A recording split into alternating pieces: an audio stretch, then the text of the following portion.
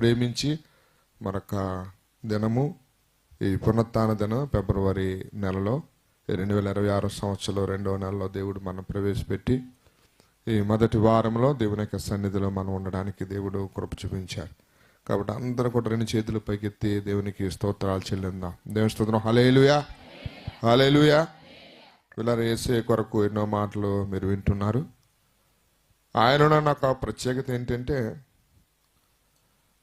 ఎవరన్నా వారు బ్రతుకుండగానే కొంచెం సహాయం చేయొచ్చు, లేకపోతే ఏదన్నా సహకరించి పరిస్థితి వారు కలిగి ఉండొచ్చు, కానీ ఆయన చనిపోయి మన అందరిని కూడా బ్రతికించాడు ఆయన. దేవుని స్తోత్రం. హల్లెలూయా. ఆయన ప్రేమ ఎంత గొప్పదంటే ఇప్పటివరకు కూడా చక్కటి పాటలు మీరు అందరూ కూడా ఆలకించారు. ఆయన చనిపోయాడు సమస్త మానవాళి కొరకు, తన ప్రాణాన్ని అర్పించి ఆ వేదనను ఆ యొక్క బాధను ఆయన అనుభవించి ఆయన తిరిగి లేచి పునరుద్ధారుడైన గొప్ప దేవుడు యేసుక్రీస్తు వారు. కాబట్టి ఆయన ప్రేమ ఎంత గొప్పదో మన ముందు అర్థం చేసుకోవాలి. యేసయ్యలో మనం నిలబడాలంటే, క్రైస్తవ జీవితంలో మనం ముందుకు వెళ్ళాలంటే మొదటగా మనం చూడవలసింది ఎవరినంటే యేసుక్రీస్తు వారిని. తర్వాత మనుషుని చూడాలి. మనుషుని చూసిన తర్వాత యేసయ్యని చూస్తే అప్పుడు నీకు అర్థం కాదు, కొద్దిగా పరిస్థితులు ఇబ్బందికరంగా ఉంటాయి. కానీ దేవుని చూసిన తర్వాత మనుషుని చూస్తే అప్పుడు ఆయన ప్రేమతో నీ జీవితంలో నువ్వు ముందుకెళ్ళడానికి దేవుడు అవకాశం ఇస్తాడు.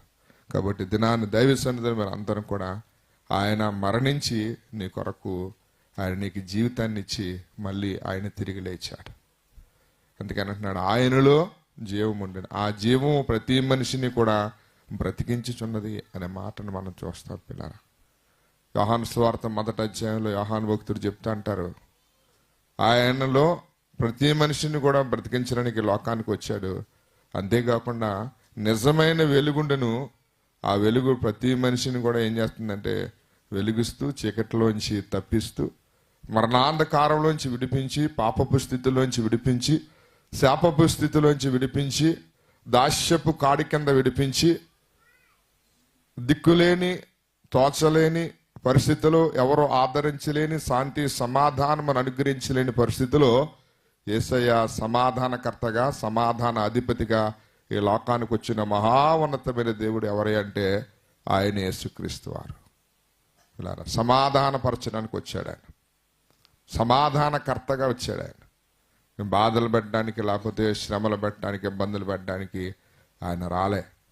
అందుకనే అంటే మనం చదువుకున్న 105వ కీర్తనలో కూడా మనము నిత్యము ఒకటి అతకవలసిన అవసరం ఎంత ఉందని భక్తుడు జ్ఞాపకం చేస్తూ ఒకే ఒక మాటను మనం చూద్దాం.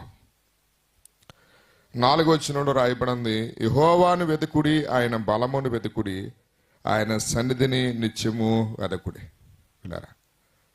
లోకములో చాలా వాటి కొరకు మనము అనేక చోట్ల ఎదుగుతాం. ఈ ప్రపంచం కూడా వెదుగుతుంది. కరోనా టైంలో కానీ ఇప్పుడు కానీ ఏం తింటే, లేకపోతే ఏ పరిస్థితులు కలిగి ఉంటే మానవుడు అనేక సంవత్సరాలు ముందుకెళ్తాడని.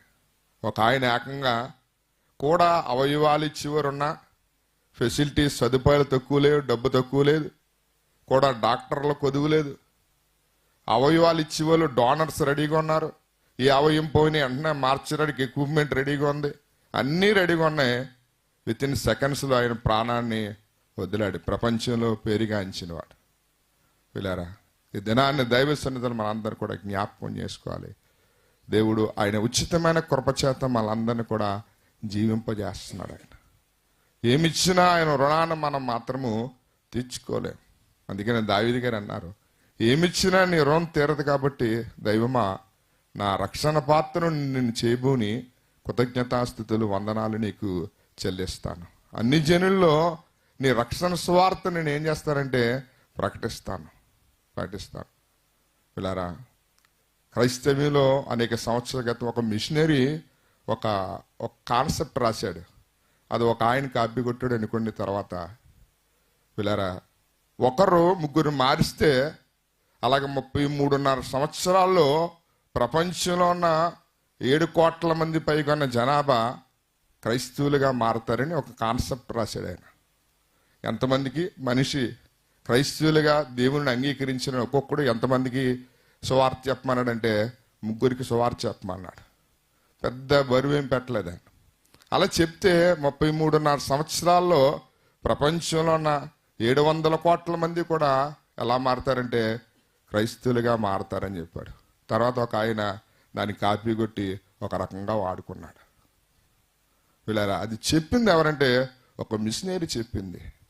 ఈ దినాన్ని దాతృత్వం కలిగిన సహాయాలు కలుగుతున్నా, లేకపోతే అనాథుల్ని విధవరాన్ని ఆదరిస్తున్నా, లేకపోతే హెల్ప్ అంటూ జరుగుతుందంటే దానికి కారణం ఎవరంటే బైబిలు, దేవుడు, యేసుక్రీస్తు వారు.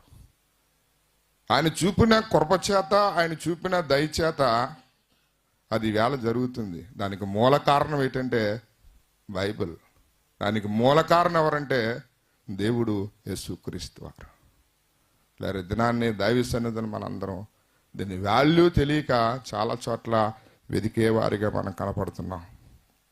నేను ఒక వాక్యంలో భక్తుడు జ్ఞాపకం చేస్తూ, యెహోవాను వెదుకుడి, ఆయన బలమును వెదుకుడి.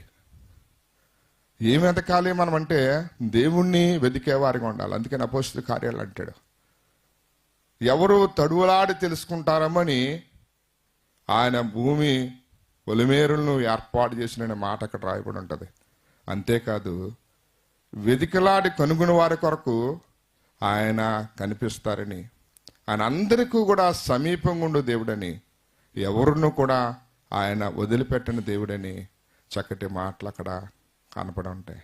భూమి మీద యావత్ మనుషులు కూడా ఆయన వెదకాలని, ఆయన దగ్గర రావాలని ఆయన ఉన్నతమైన ఆలోచన కలిగి ఉన్నాడు. ఇది నా ప్రియ సహోదరి సహోదరుడా, ఈ లోకంలో ఏటో వాటి కొరకు ఎదుగుతారు. ఏదో రకరకాలైన వాటి కొరకు, ఖనిజాల కొరకు వెతుకువారు కనపడుతున్నారు, లేకపోతే ఈ యొక్క లోకంలో ఉన్న సంగతుల కొరకు వెతుకువారుగా కనపడుతున్నారు. కానీ మనం వెతకవలసింది ఎవరినంటే దేవుణ్ణి. అందుకనే నాణ్యములు పోగొట్టుకున్న ఆవిడ కొరకు యేసయ్య సువార్తలో చెప్పారు. నాణ్యాన్ని పోగొట్టుకుంది, దాన్ని దీపం వెలిగించి వీళ్ళంతా తుడిచినప్పుడు, దాన్ని కనుగొన్నప్పుడు ఎంతో సంతోషం ఆవిడ కలిగింది. ఎందుకు ఆ మాటను యేసయ్య దినానికి జ్ఞాపకం చేశారంటే, ఒక ఆత్మ నశించిపోవట దేవునికి ఇష్టం కాదు. అంతటా అందరూ కూడా మారు మనసు పొందాలి.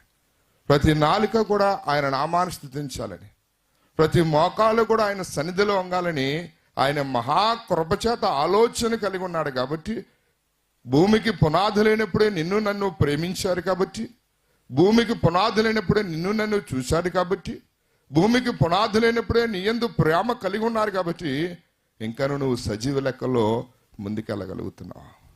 పిల్లారా, అందుకని అంటున్నాడు, ఆయన బలముది వెతుకుడి, ఆయన సన్నిధిని నిత్యం వెతుకుడి. ఆయన సన్నిధిలో ఎన్నో మాటలు, the God presence in the place అంటాం. దేవుడు నివసించే స్థలము, దేవుడు ఉండే చోటు, దేవుడు చూసే చోటు, దేవుడు ఆదరించే చోటు, దేవుడు సమాధానమిచ్చే చోటు, దేవుని యొక్క కృపా కాపుదల కలిగిన చోటుగా మనము జ్ఞాపకం చేసుకోవాలి. కాబట్టి సన్నిధికి రావడానికి మనం ఏం చేయాలంటే ఇష్టపడే వారిగా ఉండాలి. అందుకని కౌరవ కుమారులు అంటారు, యెహోవా మందిర ఆవరణము మేము చూడవలని మిగుల ఆశ మాకు కలుగుచున్నది. ఆయన మందిరములో మేము వెళ్ళాలని దావీదు గారు కూడా చాలాసార్లు తన కీర్తనలో ఆ చక్కటి మాటను చెప్తారు. పిల్లారా, ఇక్కడున్న ప్రతి సెకండ్ కూడా కౌంట్ చేయబడుతుందనే విషయాన్ని మనం జ్ఞాపకం చేసుకోవాలి. దేవుడు నిన్ను చూస్తున్నాడు. లోకములు ఎవరైనా చూసినా చూడకపోయినా వారి వల్ల నీకు ప్రయోజనం కలగవచ్చు, కలగపోవచ్చు. పిల్లారా, కానీ దేవుడు చూస్తే ఒక చంటి పిల్లవాడి ఏడుపుని చూశాడు, ఒక స్త్రీ యొక్క బాధను ఆయన చూశాడు.